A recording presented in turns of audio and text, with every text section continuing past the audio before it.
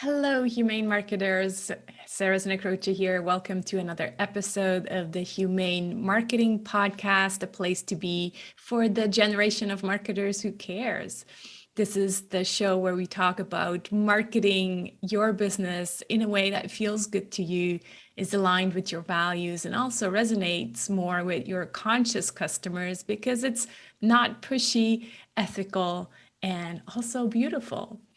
So if you're a regular here, you know that I'm organizing the conversations around the 7 Ps of humane marketing. And if you're new here and this is your first time, welcome. I'm so excited you're here. You may want to download your one-page marketing plan with the 7 Ps of humane marketing in the form of a mandala at humane.marketing/one page, the number one and page. So again, humane.marketing/one page. And with that, with no further ado, let's dive into today's conversation. Hi, Caroline. So good to hang out with you. Hey, Sarah. Thanks for coming to the Humane Marketing Podcast to talk about authentic outreach. Let's start with a kind of a definition, what authentic outreach is, and maybe compare it to the traditional networking or maybe even email marketing, kind of like cold emailing. Yeah. How is authentic outreach different? Yeah, great question. So for me, I usually put it down to a couple of things. It is often easier to describe what it isn't, but I'll have a go at saying what it is first. So I describe authentic outreach as making meaningful and genuine one-to-one connections with people in your network and wider audience, let's say. And so how it differs, because when people hear that, they often think, oh, that's networking, isn't that, and I make a distinction between the two. So for me, networking often traditionally has this element embedded in it, which is we're trying to get something from people. Right. I mean, we're working the network, we're working our net. Basically, that's what the word means. So, we think, lots of people think traditional networking, it's like, standing at, wine and cheese events, handing out our business card and that kind of thing. Yeah, with a stack of business cards in our jacket. Right? I'm just trying to get rid of as many as possible, Yeah. So we're in that place of like self-promotion, how can I share with people what I have to offer, what I've got to sell? And the difference for me, the big distinction between that and authentic outreach is we're not in it to get something. The fruits of authentic outreach are a happy byproduct, I like to think, of doing the work. But the goal really is connection and relationship. So, we're in it to have what I call an activated network, but we're not making those connections with something in mind. I mean, I like to think of, going into any connection that I do, whether it's with, former clients, colleagues, looking for some kind of win-win, if we can have a meaningful connection that is fruitful to both of us. And that could just be the beauty of the connection. It doesn't, have to mean something like a podcast interview or a client or something like that. It's making those genuine connections and building relationships that then, are rooted in some level of trust, which of course, if we think about business, is wonderful. If we think about business as it was pre the internet, that's how the most successful local businesses thrived. They were the ones who had really lovely connections with the local community. I mean, that's how it worked. It's kind of happened back to those days, those pre-social media days. Exactly. Like, there was a world before social media. Exactly. And it was, business owners were building on these connections. To me, when I hear outreach, and then I hear you talk about connections, building these lovely connections, outreach to me is kind of like, it sounds like it's the first step of building the connection, because the word outreach kind of, has that meaning of the first thing, right? But are you talking only about that first time, or is outreach then also something that, builds into, connection and relationships. Yeah. What is it that that you're talking about?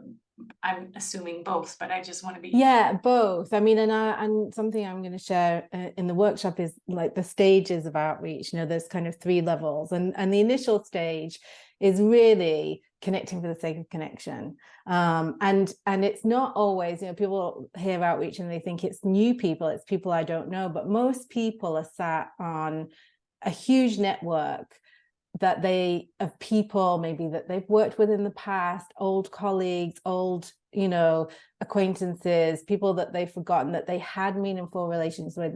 So, you know, a lot of what I teach is about reconnection. It's not always making new connections. Sometimes it's reactivating a connection that has, you know, gone quiet. And we all, if we're honest, have those people that we think, oh, maybe it's been too long, I really wish I'd kept in touch with that person, I really, you know, but now it feels too, you know, like too much time has passed. I have this personal rule because, you know, I can let time pass, which is it's never too long to reach back out to somebody. And with that approach, you know, and I'm talking here from a personal perspective and also, you know, from a business perspective, I've reignited some really beautiful connections that otherwise I would have just let them, you know, let them fizzle out and disappear.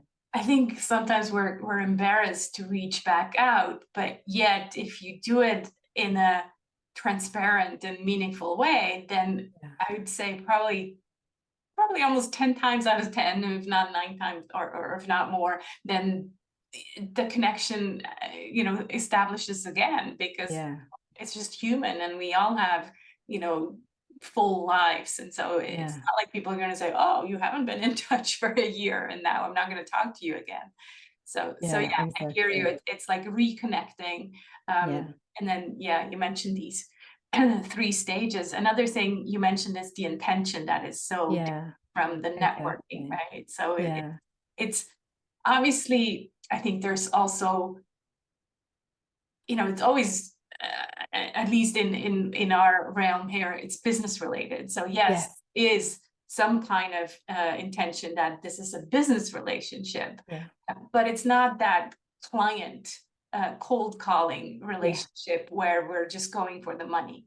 I mean, I'd love to speak because you said you mentioned the words transparent and meaningful when we were just talking about personal connections, and I would say that absolutely follows through to the business, you know, outreach that I talk about.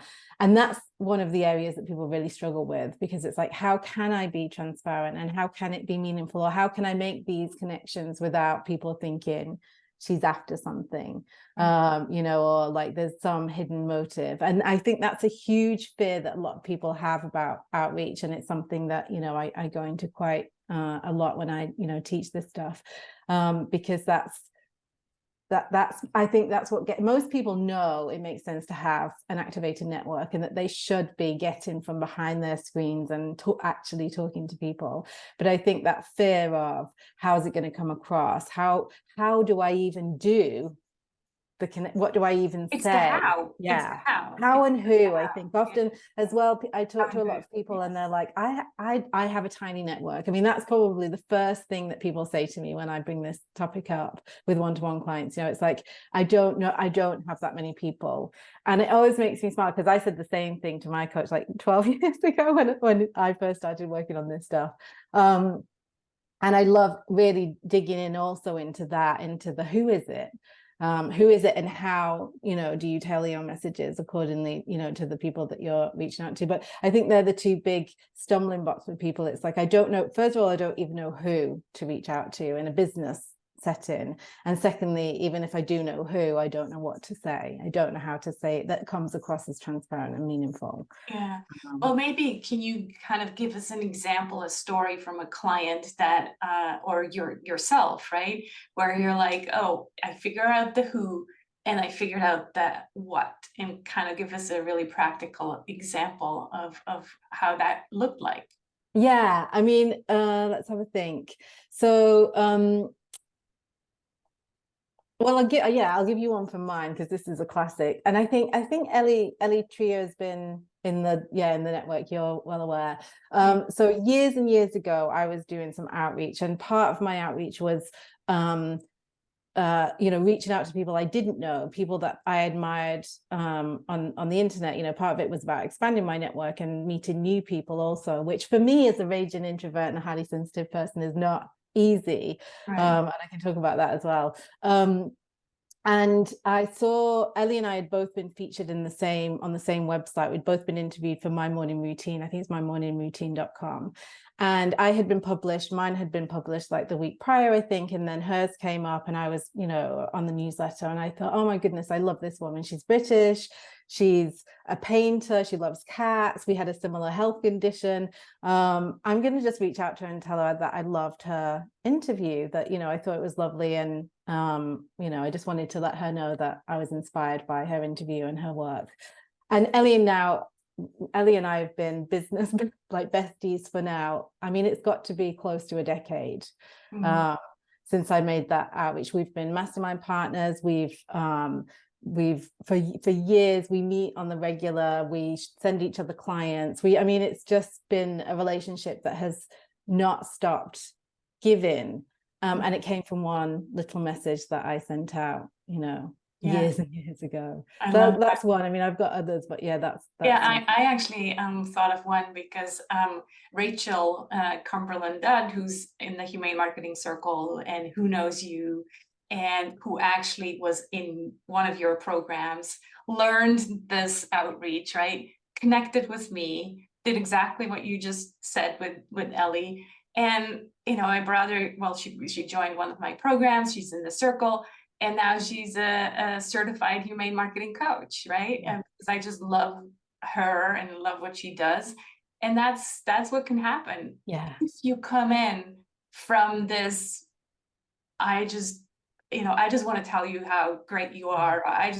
And not in a spooky kind of creepy way, but in a real authentic way. And then these partnerships and collaborations start to happen. So yeah, and I refer to them often as like love notes, or dropping little love bombs. And sometimes it's more that's where we get into the how and the who, because that's someone that you've never met before, someone that you admire. So it's going to be slightly different to if you're writing to an old client or an old colleague that you haven't been in touch with for a while. So sometimes you can, another example that I give often is, to write to someone and say, I thought of you today, and I know it's been, forever. I just wondered how you are. If you feel like letting me know what's up in your world, I'd love to hear.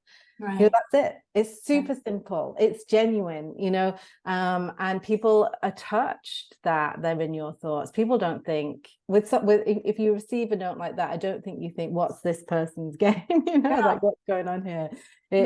It's so much easier, I think, to be genuine than we think, because when we're doing something in a business context, we immediately, because of the dysfunctional online world that we swim in often, we have this fear. I'm going to come across as I'm trying to sell something. I'm going to come across as I'm trying to get something from this person, and it interferes with our ability to just be as genuine as that. Really super simple. No attachment. Little note. One thing that I'm thinking of as you're speaking is the idea of time and kind of being patient and slowing down this process. Yeah. Because I do, just as you were speaking, I'm like, I guess if Rachel, would have reached out to me saying what she did, and then a week later, she would have said something else, and can you be, can I be on your podcast or whatever it was, then I would have probably started to think, what is this? What's the intention here? Yeah. Where if we just kind of, organically grow the relationship and realize that it starts out with giving more than immediately going to the ask, then I think we're building something for the long term. Yeah. Otherwise, unfortunately, as human beings, we're just so used to the pitches that we're like, immediately we're like, is there going to be a pitch? And then if there isn't, then it's like, oh, I can relax. Yeah, and I often use the analogy of like dating, or even making friends in the real world. We often think that like relationship creation or development in the business world is like something that we're like, I don't know how to do it. And it's like, well, how do you date people? How do you make friends with someone in your yoga class? You don't it's exactly as you describe. It's slow and organic if it's effective. If you go on a date and then you're texting that person every every second hour after the date, then it's not going to go anywhere. Exactly. So we know these skills. It's just they sometimes go out the window when we're in business, because we have this kind of panic about what we should be doing or how we should be navigating. And I think a balance that I teach when I teach this work is the balance between being strategic about our outreach, because we have to remember, of course, it is a business activity. It is something we're doing in service to our business, but with also holding it loosely. So sometimes people will say to me, should I keep a spreadsheet and have, and then reach out to people every so often? And I'm like, you can if you want. For some people, they need that. It really, for me, it's always been much easier to just be more organic with it. If somebody keeps coming back up to the surface, that person, I keep thinking about that person. It's like, then it's genuine for me to reach out, versus I've looked at my spreadsheet and I can see, oh, it's been 6 months since I reached out to that person. Now I'll reach out to them. But there's always a dance, I think, with that, because of course, we're working, we are in business, and so it's that heart and mind combination, right? And I feel like for me, for past clients, it's just the heart that operates, because I just naturally think of them again, and then I'll reconnect with kind of these strategical partners where I'm like, yeah, I really want to invest time in building the relationship. Some kind of strategy or spreadsheet does help me, because the relationship is new and fresh, where clients it's already established, and so it feels more natural just to hey, how have you been? And exactly. I think that's a really great point. When I first started doing outreach in my business many years ago, I used to have outreach scheduled in my diary. It was something that I had to almost force myself to do. It was a habit I had to develop, because it wasn't natural to me as an introvert. I'm much more inclined to not do that. What's been freeing for me actually is that I am much more sociable in online than I am in real life. I'm the person who will like go down the back street to avoid seeing people on the way to the shops. But online, it's much easier because there is that distance, of course, that physical distance, so it feels safer. And I think just trusting that is important. Yeah, I'm glad you brought up the introvert thing, because well, as you know, I'm a fellow introvert and highly sensitive, and it's true that connecting online is obviously always easier. I also like that most of your outreach, I guess sometimes it leads to calls, but not every time, right? It's not like this thing where all of a sudden your calendar is scheduled full with all these coffee chats, which is not how I intend to fill my day. So it's like really finding what works for you. More extroverted, you might like to talk to people more often, but it's really and also, something that Ellie Tree says about this that I love. She talks about, honing your kindred spirit radar when it comes to, making connections with people. And so there will be people who it feels more an effort to reach out to. Maybe there's some fear or there's some, hesitation. And there are some people that you're just like, I love this person. I love getting on a call with this person. This is not, difficult. And I think also honoring that, if it feels too forced or it feels too too much of an effort for you, then we can look at that also, and we can honor that, because I think, again, going back to real life relationships, we don't force ourselves to become friends with the woman in the yoga class if we don't want to. That's something that we choose because we enjoy that person, and I think that's as equally as important in the business context. What would you say, how